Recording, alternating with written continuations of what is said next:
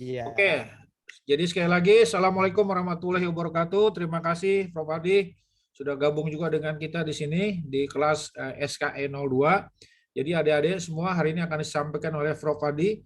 Mungkin maksimal 1 jam lah, nggak usah lama-lama juga Prof. Adi. Jadi terkait dengan sistem konversi energi di pembangkit listrik tenaga uap. Bahkan tadi di situ ada inovasinya. Jadi sama-sama nanti kita lihat inovasinya. Tadi saya lihat juga ada IGCC.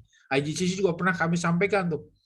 Ya, Integrated Gasification Combined Cycle. Oke, Prof. Adi silakan dimulai presentasinya. Baik.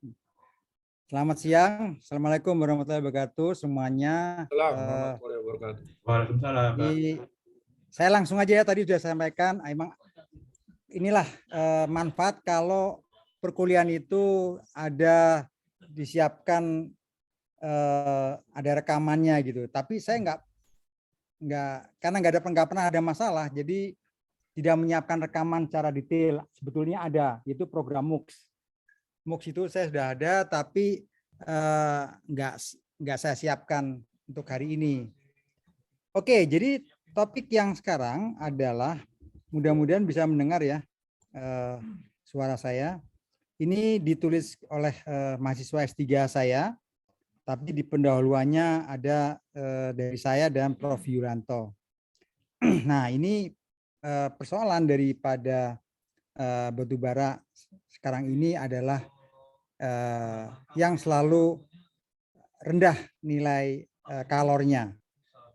Nah, ini yang harus dipikirkan, bagaimana mengatasi persoalan-persoalan yang ada. Nah, ini kita lihat bahwa terus intensifikasi atau efisiensi daripada ini akan terus-menerus turun ya, sehingga banyak teknologi yang dikembangkan. Oke, sebentar ya sambil dibaca, saya mau ada sesuatu sebentar. Saya kembali lagi 1 menit 2 menit lagi.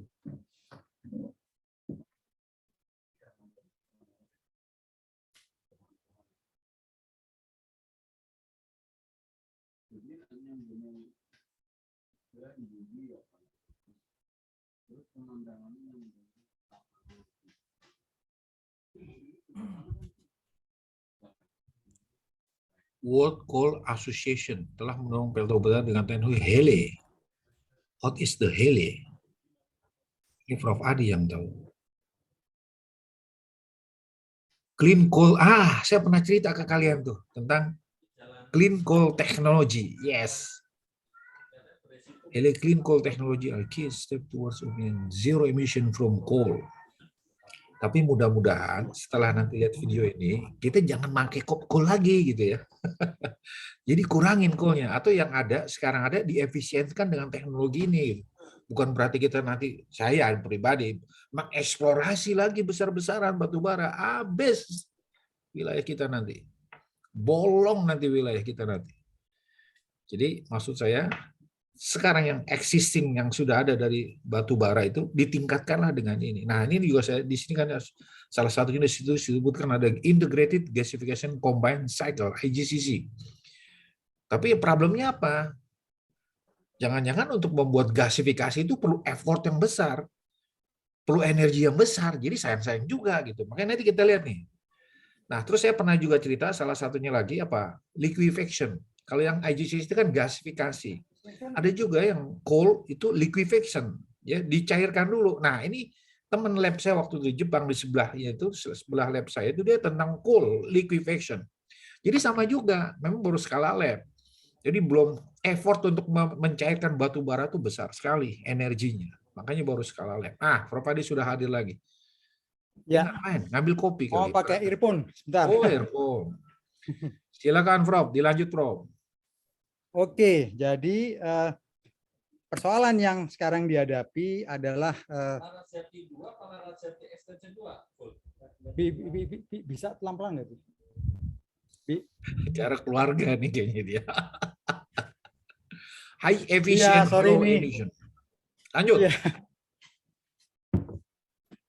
Ya, ini ada macam-macam yang dihadapi dalam program yang sekarang itu ada yang super kritikal dan teknologi fluidized bed dan kemudian integrated fluidized bed. Nah, ini dilihat di sini bahwa tabel-tabel ini menunjukkan suatu efisiensi. Efisiensi rate itu maksudnya adalah tingkat kehandalan ya. Jadi ini rata-rata pembangkit itu kalau kita lihat adalah yang di bawah super critical 38%. Artinya kalau kita membakar batu bara 100 maka yang keluar itu 38. Jadi sangat rendah. Karena apa? Banyak hal, yaitu dikaitkan dengan kualitas bahan bakarnya yang turun terus, yang pernah saya sampaikan sebelumnya. Sehingga juga yang lainnya adalah makin rendah dari suatu sistem seperti subcritical system, maka CO intensity-nya juga makin rendah, makin tinggi. Oleh karena itu diusahakan suatu sistem teknologi yang advance supercritical ya, terus meningkat seperti tabel ini. Ini sudah ada, tapi di Indonesia hanya sampai kepada supercritical. Jadi CO2-nya masih tinggi sebetulnya. Nah, walaupun itu powernya tinggi sekali, 1 gigawatt. Rata-rata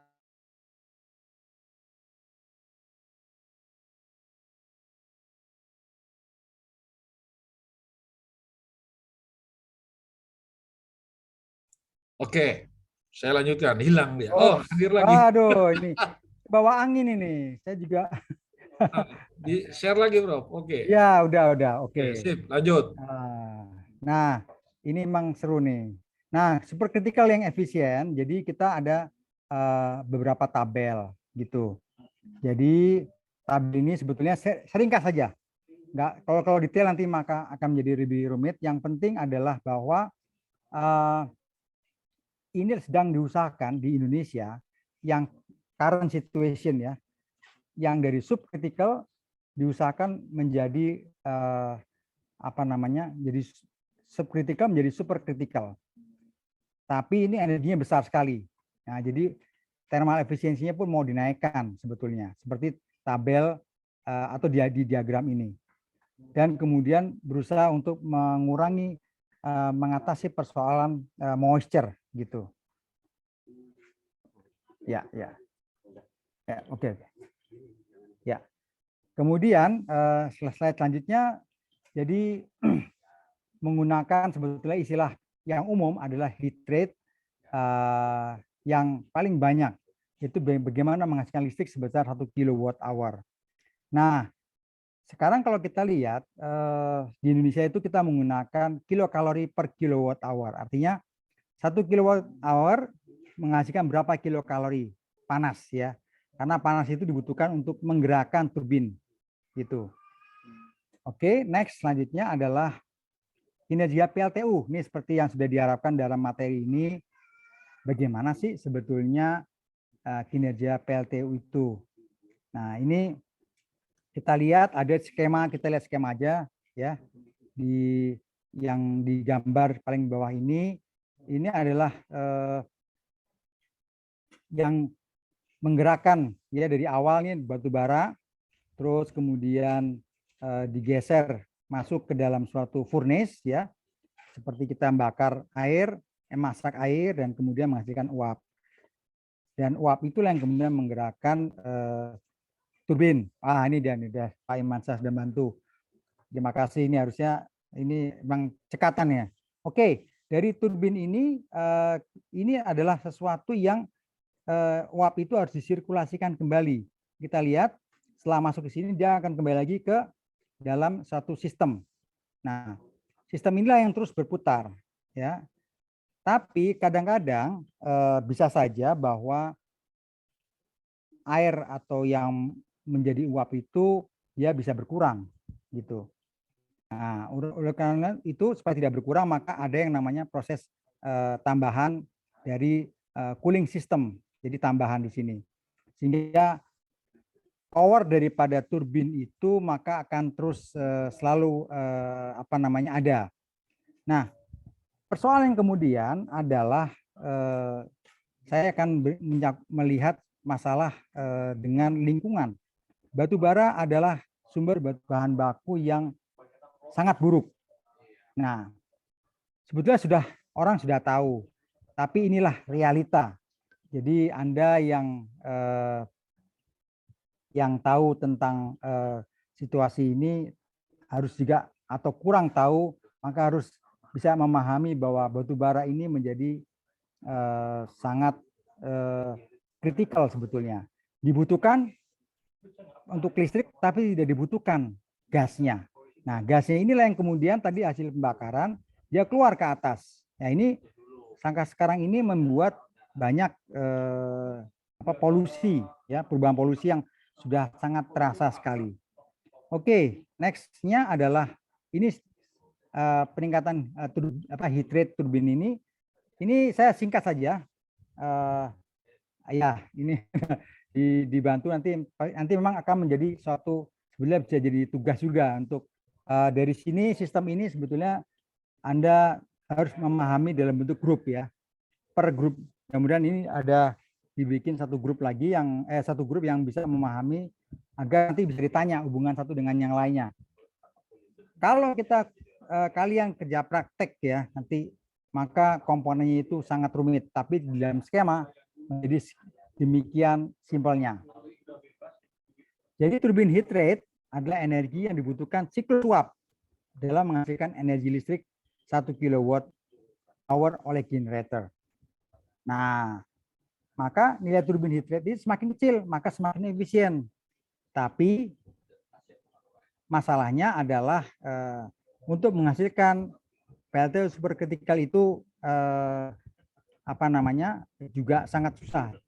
Tapi turbin heat rate-nya superkritikal itu lebih rendah dari subkritikal. Nah, inilah yang menjadi persoalan ya. Kalau kita mau melihat dari sisi yang lain. Oke, saya lewatkan saja tentang efisiensi. Nah, ini nih sekilas juga bahwa sudah banyak sebetulnya cara-cara bagaimana batu bara yang tingkat rendah dinaikkan kualitasnya menggunakan coal upgrading atau coal upgrader. Ini sebetulnya satu istilah yang dipaksakan, ya, tapi mau nggak mau PLN sebagai penjual listrik harus mengupayakan sesuatu lah supaya pelanggan tetap setia kepada PLN. Memang kita sangat mengacungi jempol di tengah-tengah kesulitan ini PLN terus berusaha yang terbaik agar tetap supply kelistrikan itu tetap ada. Tapi mungkin baru diingat bahwa PLN ini sekarang sudah berubah ya fungsinya menjadi supply teknologi ya, bukan supply listrik saja, tapi supply teknologi. Nah, nanti ceritanya lain lagi. Oke, kita kembali lagi kepada slide di sini. Ini adalah yang namanya diagram input output ya, dan sangat penting dari suatu sistem termal. Orang boleh bikin seperti ini, tapi kalau membaca paham atau tidak. Nah, ini akan ada satu aliran cerita sebetulnya. Ya, singkat kata adalah ini power plant yang digambar yang di tengah ini. Oke, saya pakai anotate aja tadi udah dia di sebelah di sedikit woro-woro oleh Pak Imansyah itu menggunakan warnanya kok putih ya. Coba saya ganti warnanya merah. Nah, ini warnanya merah nih. Nah, ini adalah pusat daripada yang menjadi perhatian kita. Nah, input dan itu berupa fuel dan udara dan kemudian berproses dalam satu sistem ini dan menghasilkan gas. Kalau kita perhatikan, Anda semua pernah mengikuti perkuliahan termodinamika, ya, yang ada namanya heat input sama dengan heat output plus ada panas ya. Ada. Jadi Q sama dengan kerja plus energi lainnya. Nah, jadi ada energi masuk dan energi keluar itu sebetulnya seimbang. Asal dia menghasilkan suatu energi yang memang bermanfaat. Nah, yang bermanfaat itu makanya itulah yang kemudian dimanfaatkan sebanyak mungkin agar dia menghasilkan suatu energi lain agar tidak merugikan lingkungan. Ini tidak saya perdalam penjelasannya nanti biar nggak terlalu merumit ya. Kemudian saya masuk pada slide berikutnya.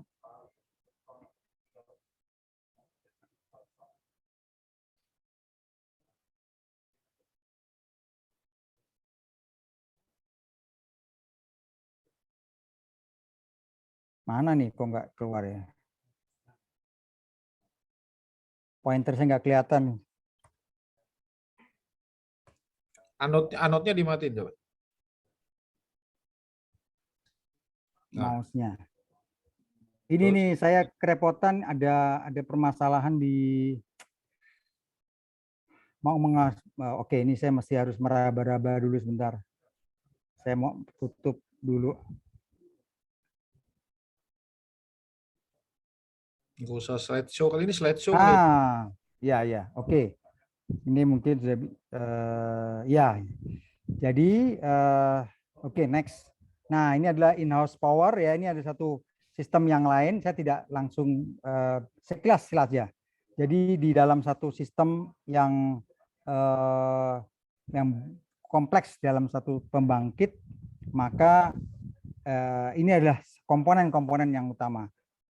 Misalnya coal pulverizer, jadi penghalus ya, yang utama nih, yang dari sebelah kalau nggak salah ini masuknya dari atas nih sebetulnya, nggak kelihatan jalurnya. Ini adalah penghalus batu bara, yang dari batu bara, dari batu dan seterusnya, maka jadi halus untuk masuk dalam ruang bakar agar bisa mudah dibakar.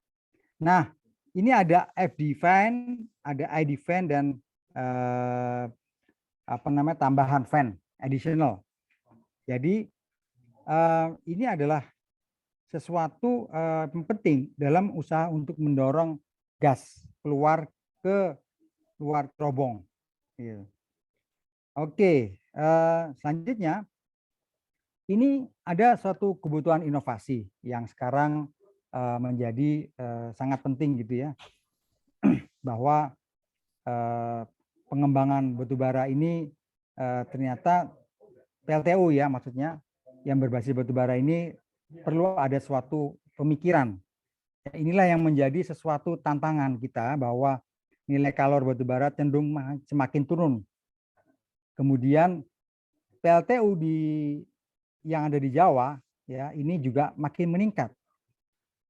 Tapi tidak semua PLTU, yang penting yang diperhatikan bahwa bisa digunakan.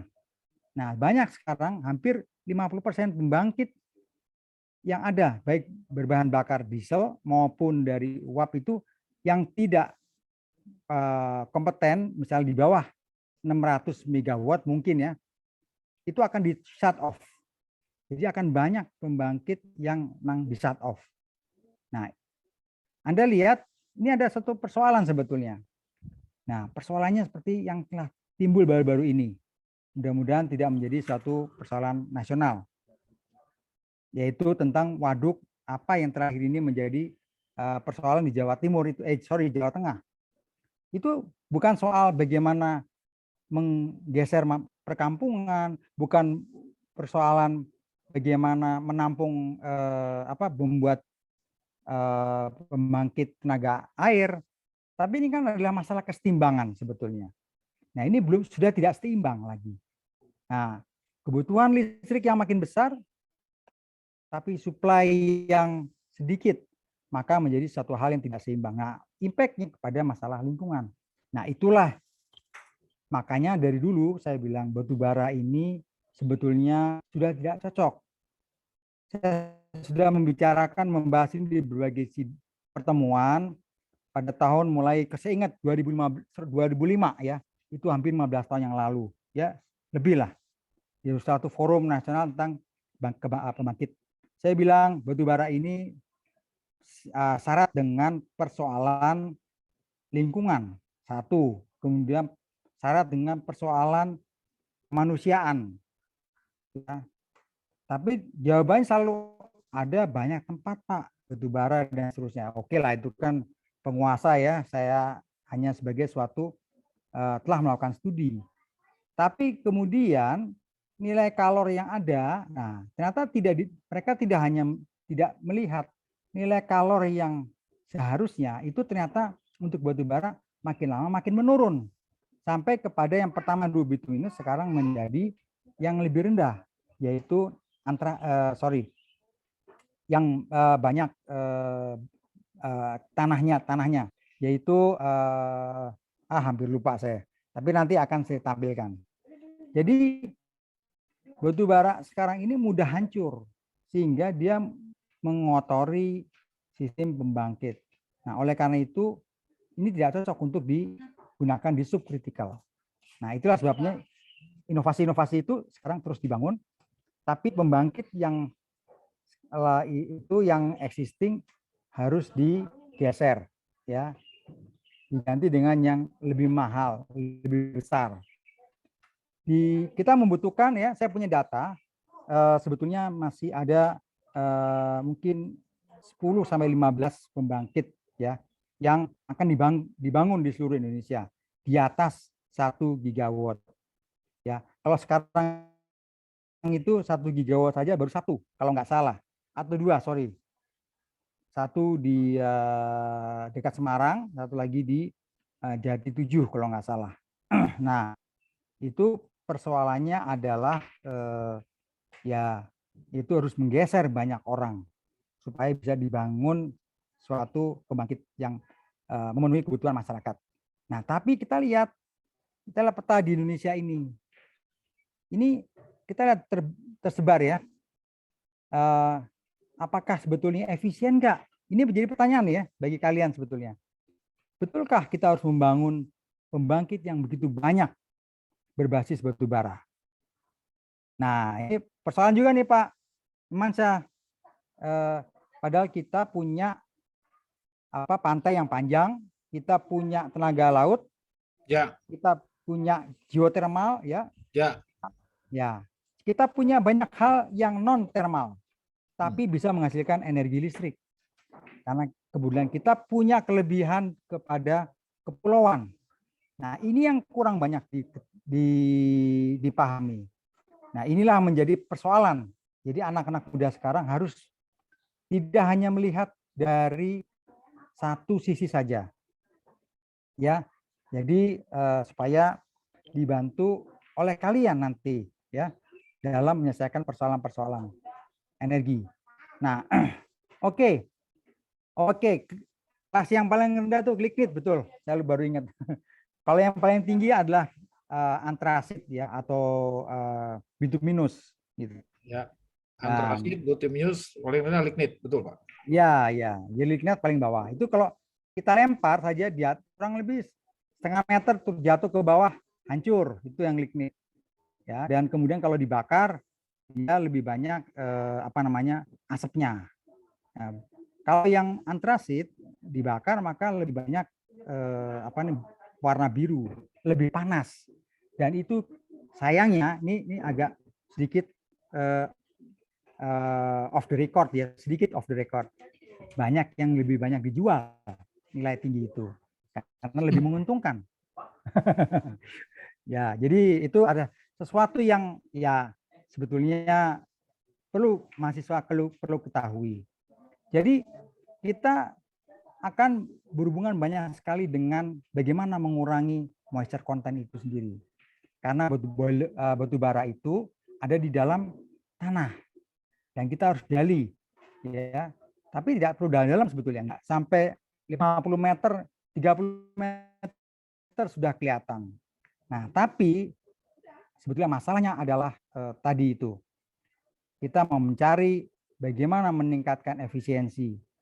Kemudian bagaimana kita bisa menghasilkan suatu es yang lebih kecil, SO2 lebih rendah, CO2 lebih rendah, merkuri mungkin hampir dikatakan tidak ada, sulfur dioksida itu kita juga sebetulnya kebetulan di Indonesia baik BBM maupun BBM maupun batu bara paling rendah, makanya nilainya tinggi sebetulnya. Nah, ini yang oleh beberapa pihak menjadi satu hal keuntungan ya. Nah, ini saya nggak tahu selanjutnya. Jadi kalau kita lihat di sini bahwa terpenting adalah moisture content.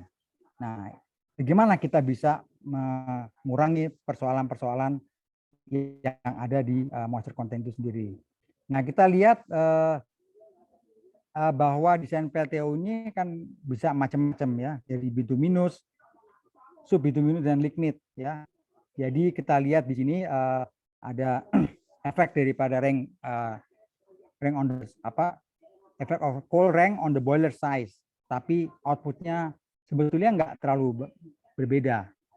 Tapi makin rendah batu bara, maka energinya yang diperlukan makin banyak. Sehingga sebetulnya tidak perlu untuk menghasilkan sesuatu yang asal ya. Nilai kalor itu yang harus kita pertahankan. Hanya saja yang tadi di samping yang dilingkari oleh Pak Iman itu adalah bituminous, size-nya kecil ya. Tapi powerful. Kalau yang paling kanan lignit itu volumenya besar, jadi bahwa lebih mahal, tapi hanya untuk membakar yang kelas rendah. Nah, ini juga sesuatu yang harus dipikirkan oleh kalian nanti, kalau nanti sudah menjadi engineer. Nah, ini menjadi suatu pola pikir yang inovasi sebetulnya bagaimana. Oke, next adalah ya, ini adalah technological coal upgrading, salah satu teknik yang mungkin bisa memberikan sedikit pandangan. Nah, ini ada penggunaan PLTU batubara sangat besar. Sebetulnya kalau melihat dari negara pengguna PLTU batubara, ini sebetulnya saya bilang sesuatu kecurangan sebetulnya terhadap alam. Ya, kita ikut-ikutan karena kita banyak menerima bantuan dari Cina maupun dari negara-negara barat. Diminta untuk membeli pembangkit yang berbasis PLTU lebih banyak daripada yang lain. Nah, karena PLTU ini harganya cukup mahal karena banyak mengandung material yang lebih tinggi. Nah, ini sesuatu karena kita memiliki suatu political will yang bahwa masyarakat harus terlistriki, maka hal-hal yang masalah yang tidak diperlukan itu dia terabaikan. Nah, ini menjadi bagaimana kita mempelajari teknologi for power dari beberapa negara yang sudah ada. Tapi terus terang Jepang itu sebetulnya saat ini data sudah lama sebetulnya, 2013-2015. Ini Jepang sudah meninggalkan. Dia menggunakan banyak menggunakan nuklir ya. Tapi kita tahu sendiri impact-nya juga terhadap lingkungan. Sama seperti Jepang, Jerman, dan Amerika dihantam dengan persoalan-persoalan masalah pembangkit tenaga nuklir. Nah, karena mereka memaksakan sesuatu yang tidak sesuai dengan alam. Energi nuklir itu sebetulnya bukan untuk sebagai hanya pembangkit untuk menghasilkan listrik. Banyak cara. Saya yakin dengan pengalaman saya dalam mempelajari energi dari biomasa, energi laut, ya, energi pesisir, itu sebenarnya kita masih mencukupi. Kita masih dikaruniai banyak sekali potensi energi yang tidak dimiliki oleh negara lain. Nah, inilah yang menjadi sesuatu pemikiran harusnya sebaiknya ke anak-anak muda. Perlukah kita menggunakan PLTU batubara? Itu pertanyaan yang paling mendasar. Ya, oke. Jadi ini ada dryer, ini ada beberapa cara untuk ya ini agak lebih detail sedikit ya. Ini saya lewatin sedikit saja. Dryer pengering sebelum masuk ke dalam ruang bakar supaya bisa mendapatkan nilai kalor yang diinginkan untuk bisa mudah dibakar. Karena perlu diketahui bahwa ini satu hal yang menarik, makanya tadi saya sebut bahwa banyak hal berlawanan. Kalau kita menggunakan ruang bakar, berarti paling bagus adalah yang ruang bakar yang kering kan, dan bahan bakar yang tidak terlalu basah. Tapi kita mengungut sesuatu bahan bakar dari yang banyak airnya. Kan akhirnya kita harus memberikan energi untuk itu. Paham ya yang saya maksud? Ya. Jadi ini dryer ini sebetulnya dipaksakan, karena kita memaksakan suatu proses pengeringan. Nah, ini yang menjadi kontradiksi sebetulnya daripada persoalan-persoalan yang ada di kita. Kita harusnya tidak perlu harus memikirkan banyak hal, tapi ya sudahlah, karena sistemnya sudah seperti itu, kita masyarakat perlu mulai kritis sebetulnya. Ya, jadi kalau memang itu untuk pengering, ya kita ambillah sesuatu yang memang bukan dari bawah tanah. Kan berarti masalahnya banyak di situ. Oke. USB dryer ini juga banyak digunakan, tapi tidak pernah berhasil. Ya, ini coba dari sistem yang ada di berbagai tempat, ya. Ada dari Jerman, ada dari Amerika, gitu ya. Di Indonesia penurunannya tidak seperti, penurunan moisture itu tidak seperti diharapkan. Seolah-olah pokoknya yang penting dikeringkan sebelum bisa masuk ke dalam ruang bakar. Karena ini yang menjadi satu masalah sebetulnya. Masalah besar.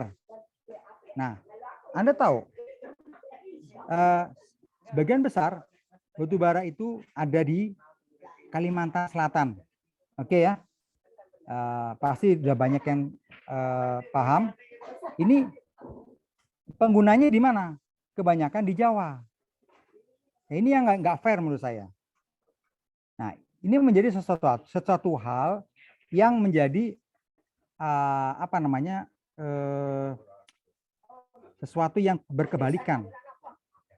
Dari menggali dari sumbernya sampai penggunanya itu memerlukan waktu dan jarak yang lama. Tantangannya pun jadi besar, ya. Nah, dan ini memang menjadi satu potensi untuk banyak pihak memanfaatkan. Nah, pemanfaatan ini saya kira masih jauh dari hal-hal yang fair. Ya, berbisnis bagus, memang menghasilkan sesuatu. Tapi bagaimana sih sebetulnya? Apakah itu wajar atau tidak? Nah, banyak kasus lah. Akhirnya harus ditutup, ya, pusat-pusat penggalian batu bara. Nah, ini sesuatu hal yang harus dipikirkan. Janganlah kemudian memanfaatkan pembangkit listrik di satu tempat, tapi sumber bahan bakunya di seberang lautan. Dan itu menghasilkan juga bahan bakar juga, BBM untuk mengangkut itu. Belum lagi ada satu hal yang menarik. Makin basah sesuatu batu bara, betul memang tidak menguntungkan, tapi makin kering juga tidak menguntungkan. Batu bara itu memiliki sesuatu nilai yang unik. Dia punya energi sendiri. Tahulah ya gitu tersendiri. Begitu naik di kapal, dikirim ke Jawa Tengah lah, biasanya itu tempat titiknya itu di Semarang kalau nggak salah, Rembang apa itu, baru distribusikan sepanjang Jawa. Banyak sekali kapal BART ya untuk mengangkut batu bara itu tenggelam. Padahal sudah diusahakan tidak boleh ada air. Ya namanya di tengah laut, pasti ada air lah gitu. Tapi makin ada banyak air, kecipratan air, bukannya dia makin tidak terbakar, tapi tiba-tiba dia muncul api sendiri dari asap, kemudian dari api dan seluruhnya terbakar, kapalnya tenggelam. Itu banyak kasus ya yang terjadi. Itu kan juga merugikan akhirnya perekonomian yang berkaitan dengan transportasi tersendiri. Nah, ini menjadi satu masalah. Jadi banyak sekali hal yang harus kita pikirkan. Efisiensi juga jadi akhirnya rendah. Lalu kedua, setelah kita kiriman dari batubara kita parkir di pantai untuk dipakai ke pembangkit, maka ada yang namanya tadi tambahan diparkir di pelataran, maka terjadi kebakaran hebat tanpa diinginkan. Sudah ada yang pernah lihat belum kebakaran gitu? Saya pernah, Prof, di Suralaya ada self ignition di penampungan batubara itu. Ya iya, betul. Ya emang kalau ditanya yang dengar Pak Mansyah ya udah pasti jelas. Ada fotonya, lupa saya simpen di mana itu. Iya. Dan itu emang sampai sekarang masih berlaku. Jadi harus dibangun rumah sebesar gunungan batubara itu, kan jadi mahal lagi gitu. Jadi industri yang berkaitan dengan pembangkitan batubara ini sangat tidak efisien. Kasihan. Saya lihat kalau lihat secara ekonomi, sosial dan lain-lainnya menjadi berubah pola pikir kita. Begitu Tuhan memberikan jalan, lu jangan terlalu banyak bakar batubara ya. Masyarakat di kampungnya makin parah. Kemudian dibawa lagi ke luar tempatnya. Kebakaran pada kapal, lalu kemudian teknologinya tidak sesuai. Nah, ini diingatkan selalu oleh alam. Sadar nggak tuh kita? Itu juga menjadi satu ide. Ya, bagaimana kita juga mengatasi persoalan-persoalan tersebut. Ya, makanya sekarang diminta batubara itu diturunkan dan diganti dengan energi yang ada di sekeliling kita. Nah, tapi saya nggak ngomong ke sana karena tugasnya saya adalah ke arah batubara saja. Tapi harus diketahui dulu bahwa batubara ini menggunakan batubara sangat tidak aman, sangat efisiensinya sangat rendah, pembangkitnya, cost benefit ratio-nya itu merugikan lah, gitu ya. Sehingga itu menjadi sesuatu yang kita jangan sampai kehilangan akal lah, gitu maksud saya. Anda adalah generasi yang sangat didambakan di masa waktu dekat ini. Jadi janganlah menggunakan teknologi yang kemudian seolah-olah ini benar nih, dipasang benar nih Mas. Anda masih ya, sehingga ini merugikan banyak biaya-biaya yang ini tidak bisa akhirnya dilakukan. Saya ikut dalam mengikuti persoalan-persoalan tersebut. Nah, kemudian dicoba suatu ini pakai bahasa Jawa lagi nih. Jadi pemanasan berdasarkan dari internal pemanasan lah gitu ya. Nah, ini hanya ada di Jerman. Sekarang Anda ketahui Jerman sudah anti menggunakan batubara, ya. Jadi perlu diketahui, ya. Jadi mereka mencoba full menggunakan energi terbarukan, tapi memang tidak mudah juga. Ya inilah. Tapi keuntungan daripada Jerman, Prancis dan negara-negara Eropa itu dalam satu daratan. Satu yang kurang air maka dialirkan air. Satu kurang listrik maka dialirkan listrik. Jadi korelasinya menjadi sangat bagus. Nah ini di Asia kalau nggak salah akan dihubungkan sampai di Kalimantan, Malaysia mungkin akan menyeberang ke Sumatera. Tapi kalau mau menyebar ke Jawa ataupun Kalimantan agak jauh letaknya. Nah ini menjadi sesuatu yang perlu juga pemikiran distribusi listrik, distribusi listrik tanpa menggunakan batubara. Oke, di sini adalah satu sistem istilahnya dry fining process gitu ya. Nah ini teknologi yang sistem pemanasan yang agak rumit ya, tapi saya lewatkan saja karena tidak terlalu. Ini adalah yang ada di BPT, small scale ya. Jadi lab scale flash dryer. Nah ini tugasnya dari dulu Pak yang jadi mahasiswa saya itu dia menggunakan flash dryer. Jadi sistem pemanasan dilemparkan ke bawah dan kemudian ada proses pengeringan secara alamiah. Jadi menghasilkan aliran yang berlawanan karena adanya suatu aliran dilemparkan melalui burner di sini, heater, dan ditembakkan ke atas dan kemudian ada satu batu bara dimasukkan ke dalam sehingga terjadi proses dry coal di sini. Kelihatannya gampang ya, tapi ya begitulah, selalu diakhiri di skala lab. Nah, ini menjadi pertanyaan juga. Apakah betul sebetulnya akhirnya batu bara ini, slide yang hampir terakhir kalau nggak salah, cocok batu bara di kita? Itu juga menjadi satu hal yang menjadi pertanyaan. Ini ada lagi steam tube dryer. Ini ada di BPT, tapi saya belum tahu persis kondisinya. Tapi apakah ini menjadi sesuatu yang bermanfaat? Ini juga belum tahu ya, karena banyak.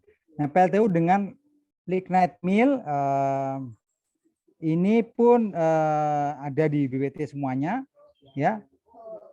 Tapi saya tidak tahu beroperasi atau tidak. Ini lebih kebanyakan pada proses pembangkit sistem baru yang kalau nggak salah dari Jerman ya. Lalu kemudian perbandingan drying system ya, rotary, pneumatic, fluidized bed. Ya, yang paling bagus yang mana ya? Kita tidak tahu sebetulnya. Ini kan perbandingan-perbandingan yang bukan benar-benar apple to apple. Hanya berbeda teknologi saja ya. Tapi nggak apa, kita sebagai suatu engineer ya mencoba untuk mendapatkan perbandingan-perbandingan dengan skala yang kira-kira mungkin hampir sama ya, walaupun teknologinya berbeda. Nah kemudian kita lihat bahwa yang memang yang paling mahal ya prinsipnya flash dryer itu, yang paling murah adalah dryer. Tapi siapa yang digunakan tidak ada akhirnya. Di praktikal tidak digunakan. Kenapa? Nah ini pertanyaan juga menarik. Begitu banyak teknologi. Di Indonesia tidak banyak yang berhasil. Tapi di negara lain, di Eropa dan di Amerika berjalan. Inilah menjadi satu pertanyaan bagi Anda sebetulnya. Jadi slide-nya saya kirimkan. Dan kemudian teknologi superkritikal ini adalah sesuatu yang ini baru lagi ya. Ini jadi menarik sekali sistematikanya, saudara. Ya, yang membuat Cahyadi ya. Dia mencoba melihat dari satu yang umum kemudian sampai kepada teknologi yang sekarang ini lagi berjalan. Ini juga apakah nasibnya nanti akan didiamkan? Nah, ini juga Anda harus sebagai mahasiswa harus melakukan monitoring. Jangan iya-iya saja.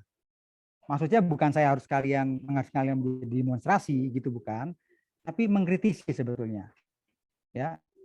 Sekarang yang ada baru sampai superkritikal dan akan dibangun ultra superkritikal. Kita belum pengalaman dengan superkritikal, baru berjalan ya, pengalamannya baru enggak sampai 5 tahun. Lalu tiba-tiba akan dipasang ultra superkritikal demi mencapai suatu bahan bakar yang kemudian efisiensinya tinggi. Nah, ini nih apakah benar-benar itu menggunakan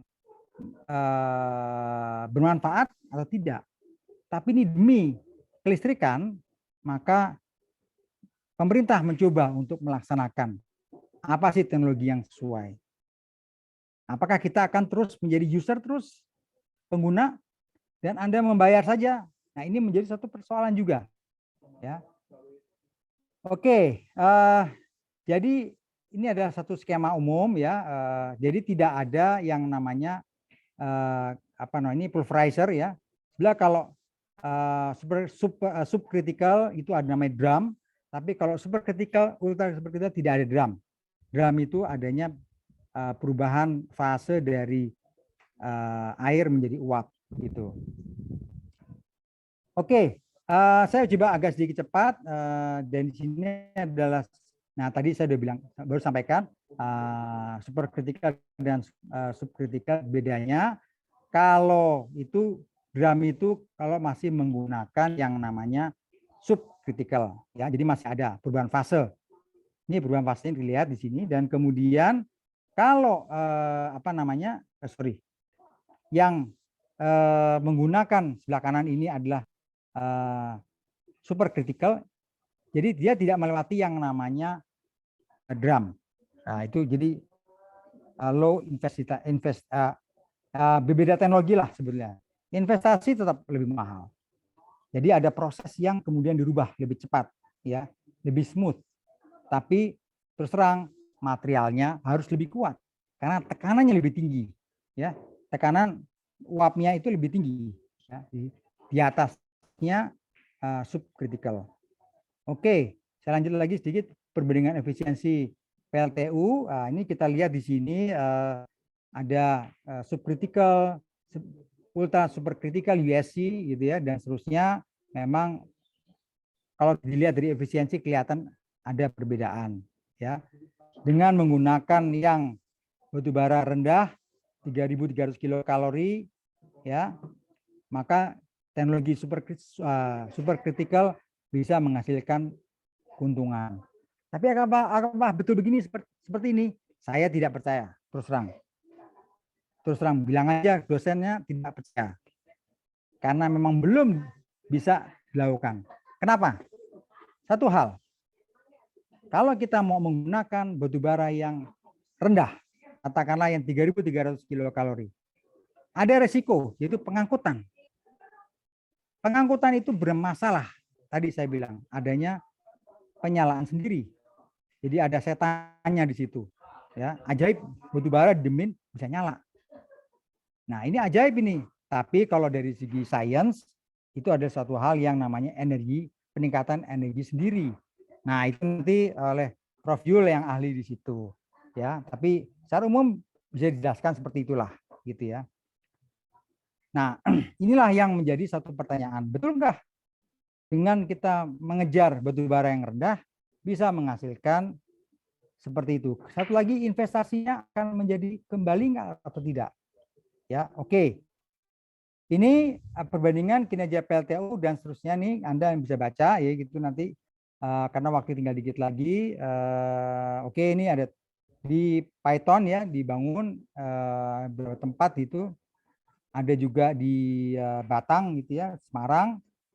Lalu lignite supercritical ini ada lagi, kemudian circulating fluid bed teknologi supercritical. Apalagi ini, udahlah.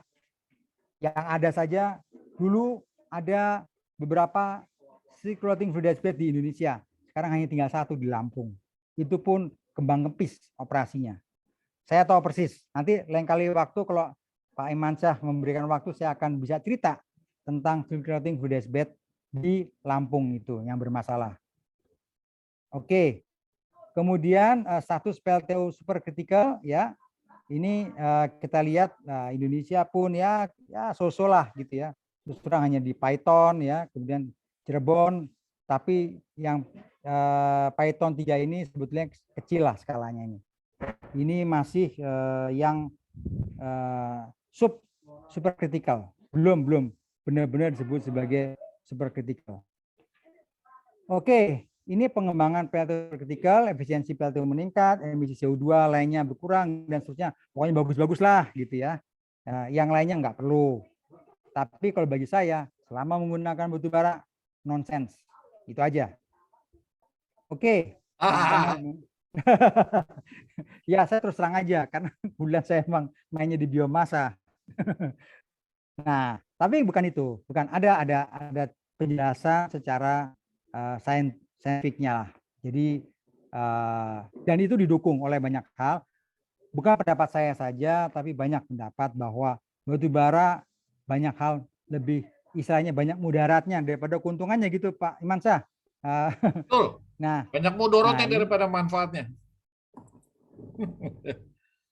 iya, iya. Oke. Nah, ini kalau mau cerita itu nanti sekali waktu saya mau Ya, bisa cerita panjang lebar. ya kita buka Ya, forum nanti. maka saya sangat Kita mendukung hadir nanti sama usaha. Prof. Rali juga kalau bisa. Prof. Rali Iya, juga iya. anti dengan batu bara. Saya juga anti. Oke. Ya, ya, ya gitulah. Kalau yang orang berpikiran wajar, pasti tidak setuju. Sangat salah begini. Kita minum air, kita haus sekarang. Mahasiswa mungkin dan Pak Imansyah.